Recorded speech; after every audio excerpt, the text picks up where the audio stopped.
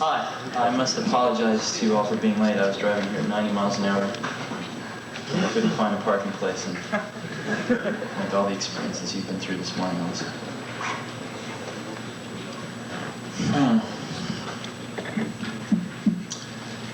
Had a photographer from Scientific American that wanted to take some pictures in the last few days.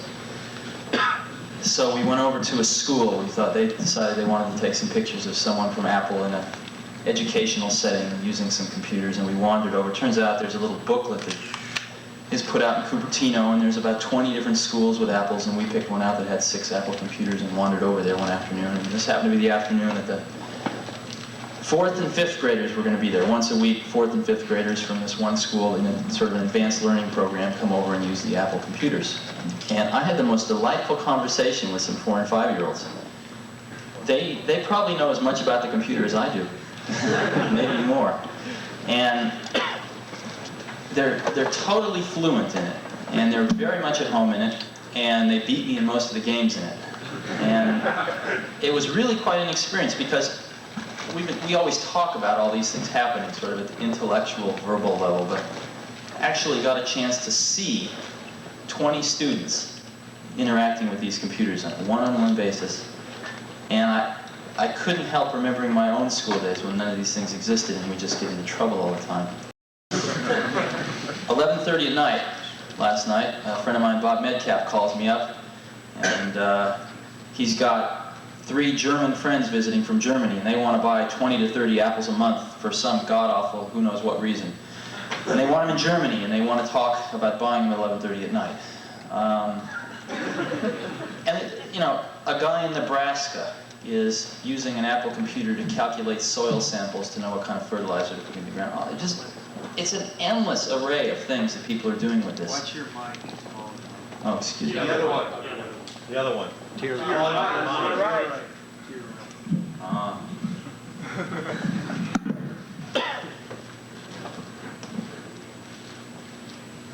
We had absolutely no idea what people were going to do these things when we started out.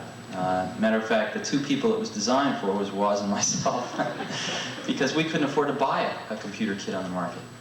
So we liberated some parts from Hewlett-Packard and Atari, and worked on a design for about 6 months and decided that we would build our own computer. So we built one, and Woz was up till 4 in the morning for many moons, and we got it working. We showed some of our friends. Immediately, everybody wanted one. And it turned out that it took about 40 hours to build one of these things, and about another 20, 30, 40 to debug it. And we had a lot of friends that worked at similar companies who could liberate the parts also. And we found ourselves spending every spare moment of our time helping our friends to build computers. And it was just getting to be a tremendous drain on our lives.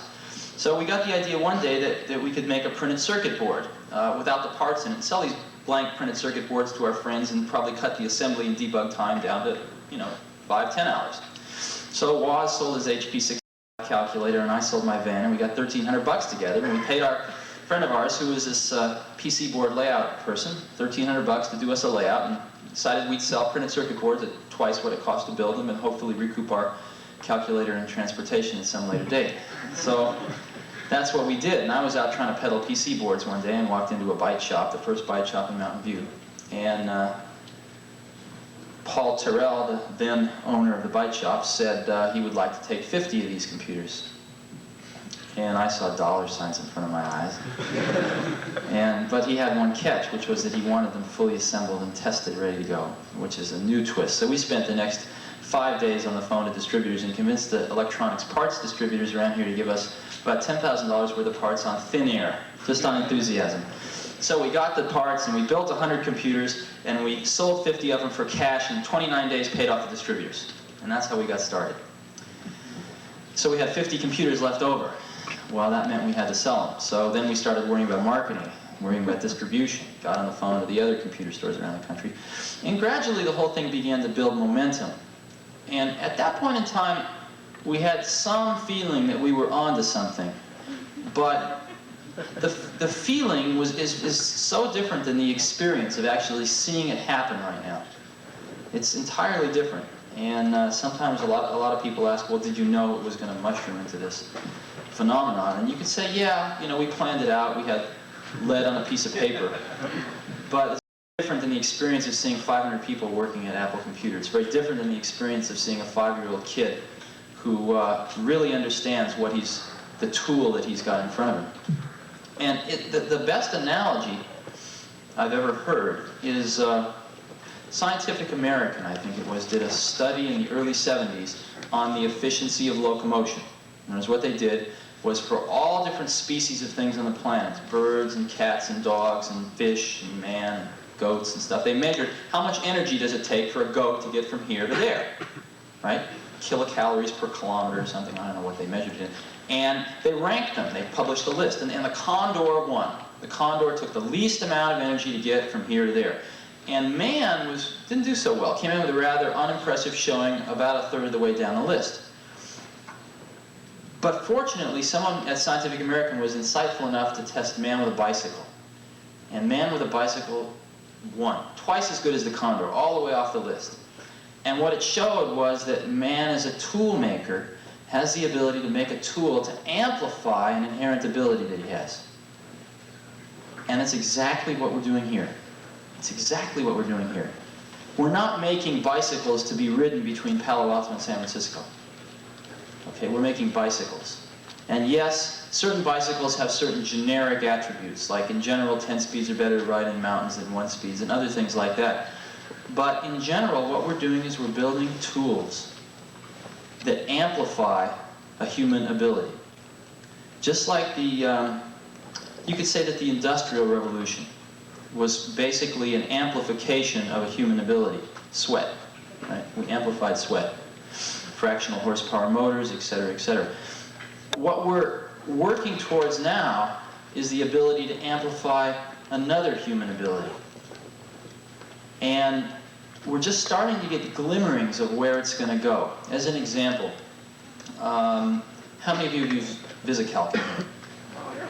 Quite a few of you. At Apple, every secretary now has an Apple on his or her desk. And they're doing all their word processing on them. You got to give them credit for that, given the software that's out. And they're doing a tremendous amount of financial modeling on the thing. As an example, I have to keep a budget for about 40, 50 people. And by the 10th of every month, my secretary's got all the information from accounting, put it into the VisiCalc model, and given me the actuals versus forecast and all the variances and et cetera, et cetera. And we're asking what-if questions on a daily basis. I can say, her name's Pat, I can say, Pat, what happens if I hire 5 more people this month? You know, what's that going to do to the budget? An hour later, I know. It's incredible. And what's even more incredible is when you go talk to these 5th graders, because they're growing up with this thing. You know, it's new for myself. I didn't know anything about this stuff 15 years ago, 10 years ago. But these kids are growing up with it. I've seen some of the kids of people that work at Apple, I've seen go from being 1, 2 years old, where they push the return key. You know, they sit on their father's lap and mother's lap, and what their part is to push the return key, to actually know how to program in the last 4 years. It's remarkable. So, one of the things that Apple is going to try to do over the next 3 or 4 years is to further that goal. And the key area we're focusing on is the following. Right now, if you buy a computer system and you want to solve one of your problems, we immediately throw a big problem right in the middle of you and your problem, which is learning how to use the computer. Right? Substantial problem to overcome. Once you overcome that, it's a phenomenal tool. But there is a barrier of having to overcome that problem. What we're trying to do, and I think there's a reasonable chance that Apple's going to make a real contribution to solving this problem in the next 36 months, is to remove that barrier so that someone can buy a computer system that knows nothing about it and directly attack their problem without learning how to program the computer. And the reason I think that Apple's got a chance of solving that problem versus a lot of other computer companies that we all know of that are much, much larger than we are now, although we're catching up, is that our whole company, our whole philosophical base, is founded on one principle. And that one principle is that there's something very special and very historically different that takes place when you have one computer and one person. Very different than if you have 10 people in one computer.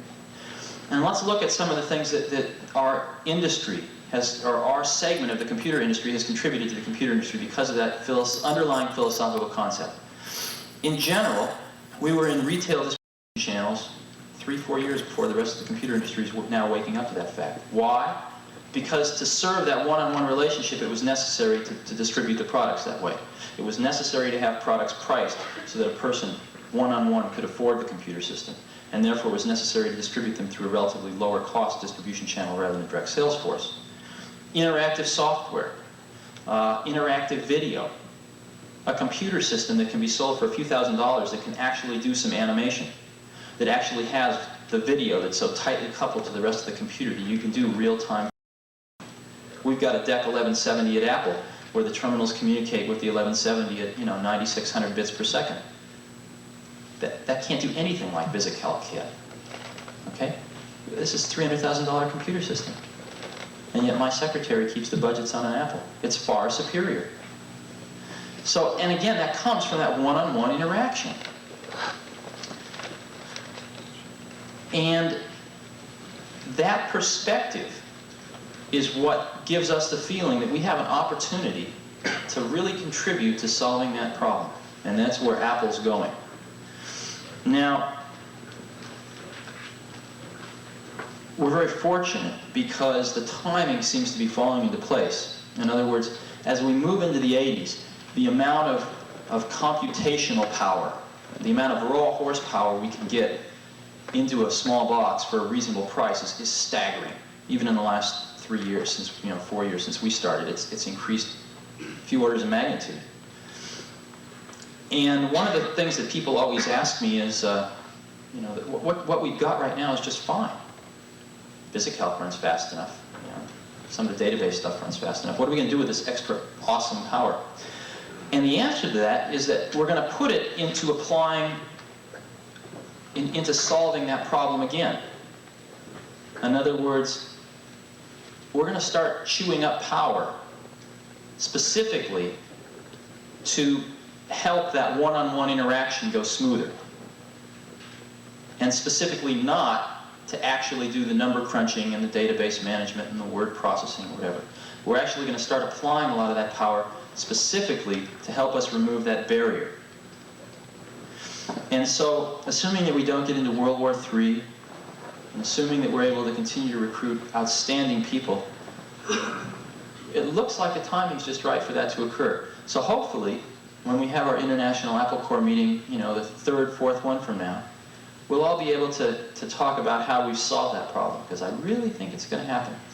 And I really think it's going to come out of an industry that 4 years ago didn't exist, that 3 years ago everyone said was a flash in the frying pan, and that I think right now a lot of people are starting to wake up. So thank you very much. Sure. There's a lot of stories to go around. How was the name Apple developed? Yeah, I knew I would get away with answering that. When you start a company, you have to file what's called a fictitious business name statement. And what that is, the purpose of that statement, which you file with the government, is to simply tell everyone that if Apple Computer goes out of business or anything having to do with Apple Computer, these are the individuals behind the corporate name. And as we were late into this government form, and not knowing it, we thought that was important, so we figured it out. And everyone was saying names to us like Matrix Electronics or all sorts of different names. And we simply decided that we were going to call it Apple Computer. Someone suggested a better name by 5 o'clock that day. And partly because I like apples a lot, and partially things. I was ahead of Atari in the phone book when I used to work at Atari.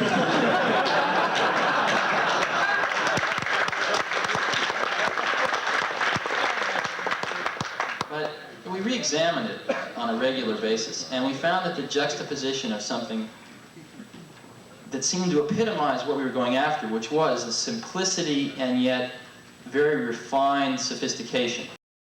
You've seen our first brochure, probably some of you have it. The title of it was "Simplicity is the Ultimate Sophistication." And that wasn't just a bullshit slogan. It actually was really what we've been striving for.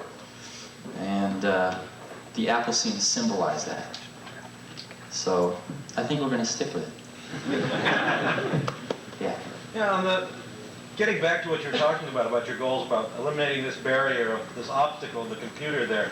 We're talking about all this, basically hardware power that's available inside that little box. What sort of things are you talking about that's going to translate that hardware power, the power that's inside there, into removing the obstacle of what's inside there on a more concrete level? Well, you're asking me to talk about future products, and I don't want to do that. But Hey, philosophically or something. philosophically,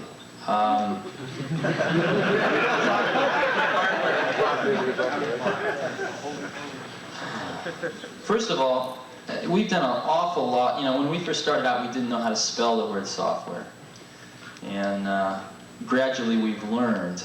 We've gone through the standard motions of setting up an internal application software department, which proceeded to fall on its face, picking it up and watching it fall on its face again. Finally, we went through a phase where we decided that what we were selling was solutions, not hardware. And so we realized that software was a big part of the solution, and therefore we better get our software act together. Matter of fact, now we have more people in software engineering than hardware engineering. You know, our engineering department's over half people are devoted to software. And you know, a lot of times we ask ourselves what software is. Matter of fact, notice all these, every other word software, that must give you some clue. But what is software? You know, I've often thought about this. Between software and hardware. And the only thing I can think of is that software is something that either is changing too rapidly or is you don't exactly know what you want yet, or you didn't have time to get it into hardware, or the technology's not there to get it into hardware yet. That's all I can think of. So, and what I see happening is that more and more software is getting integrated into hardware. Yesterday's software is today's hardware. So those two things are merging, I think. And the line between hardware and software is going to get finer and finer and finer and finer. And one of the ways that we're approaching the problem of how to remove the barrier is to try to look ahead a few years and make some predictions as to where the technology will be, both hardware and software technology, and how they're going to be merged together, and at the same time looking at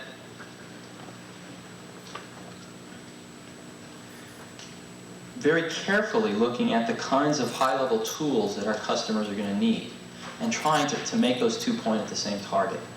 And I know that's very vague, and I guess I really don't want to talk about it any more than that right now. Said a lot. So, yeah. There are a lot of us that have bought Apple IIs here, I'm sure, and that put a tremendous amount of money and effort into using them and planning on using them for many years to come. Sure. What does Apple have in mind for continuing support with Apple II? In other words, not dropping it like some other companies dropped it. Sure. This line and then start out with a new one, and everyone has to go and buy all the new things, or maybe they won't want to, or whatever. But Sure. what do you have in mind for the people who want to entertain at a level with? There's 3 or 4 different parts of that answer, and why don't I address each one? Because I think it's a really important question. For some crazy reason in the universe, 2 people from Los Altos and Cupertino, California managed to want something that just so happened to be what about 1 million other people wanted. And it seemed to fit the need fairly well. So well, matter of fact, that in the last 2.5 years, nobody else has come close. So I don't think Apple II is ever going to be obsolete. To answer it in another angle, the second angle, Apple is eventually going to have a broader line of products.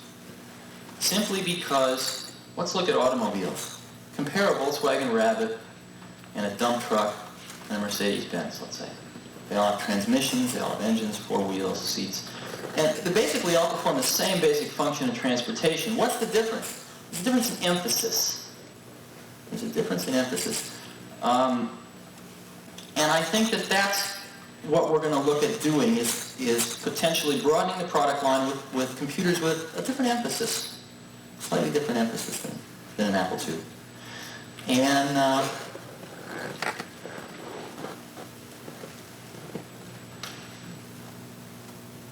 I hope you're all pleased with the new products that we'll come out with over the years.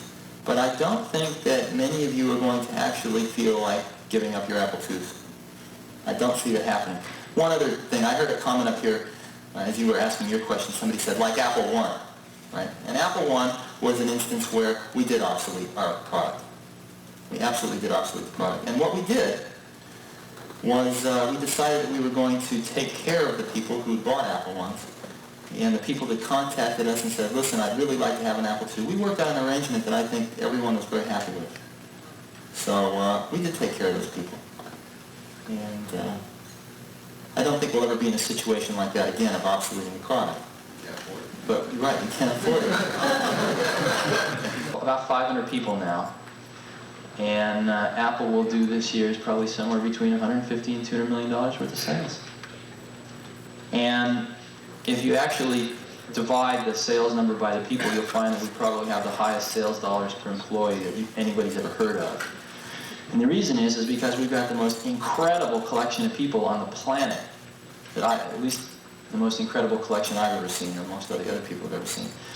And they're working very, very hard. And if you actually look at why they're there, why people have come to Apple, why people came originally, it certainly wasn't for the salary. A lot of people came to Apple and took 50% cuts in salary initially. We pay competitive salaries now, but we certainly don't attract people on the basis of salary. We attract people on the basis of an opportunity to work your butt off and get something done right, and see it get out the door without getting all screwed up. And an opportunity to work with professionals that are as good as you are in other disciplines. So what we're going to judge ourselves by, the senior management of the company is going to judge itself by, is can we maintain this atmosphere of tremendous creativity, tremendous productivity, a company where it's just fine to fall on your face as long as you pick yourself up pretty fast. An environment where we give people enough rope to hang themselves by and hope that they don't. If we can maintain that for the next 10 years and beyond, we'll have been successful. And the rest of the stuff will take care of itself. The rest of the stuff will take care of itself.